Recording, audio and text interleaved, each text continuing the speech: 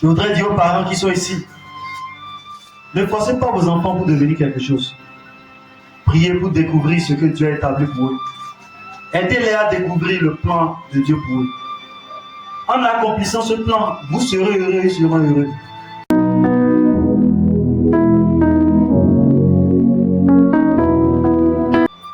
On a transformé des mécaniciens en maçons.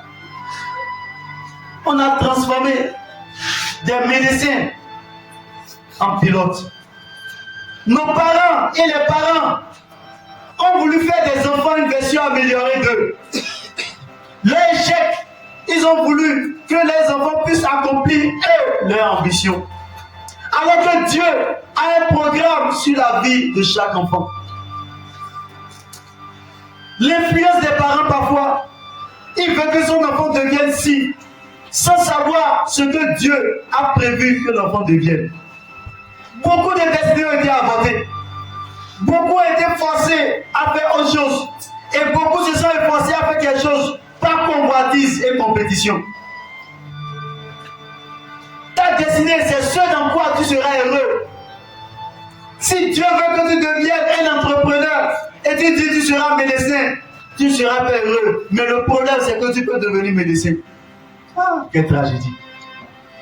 Tu peux devenir, on peut te pousser à devenir, mais le projet de Dieu, c'est que tu deviennes un entrepreneur. Le projet de Dieu, c'est que tu deviennes son serviteur, mais tu peux forcer et devenir autre chose. Quand je lis Amos, chapitre 7, le verset 14, il dit, je ne suis ni prophète ni fils de prophète. Je ne suis ni prophète ni fils de prophète. Il est juste ce qui doit être, il était derrière les sycomores. Il faisait son activité. Il dit, mais Dieu m'a pris pour venir prophétiser. Il était en train de faire quelque chose, mais Dieu l'a mis pour devenir son prophète. Pourquoi? Le temps accompli est venu. Ce qui a été écrit, il devait venir le faire. Jérémie dit, je n'ai pas refusé d'être pasteur. C'est ce que Jérémie a compris plus tard que Dieu voulait pour lui. Jérémie a compris le plan de Dieu pour sa vie. Il a compris que les Écritures avaient été déjà écrites. Paul dit, lorsqu'il a plu à celui qui m'a mis à part, dès le sein de ma mère, de révéler à moi son fils, je n'ai pas résisté. Il a consulté ni la chair ni le sang, mais il a foncé. Parce qu'il a compris que ce qui était déjà accompli lui a été révélé. On a transformé les destinées.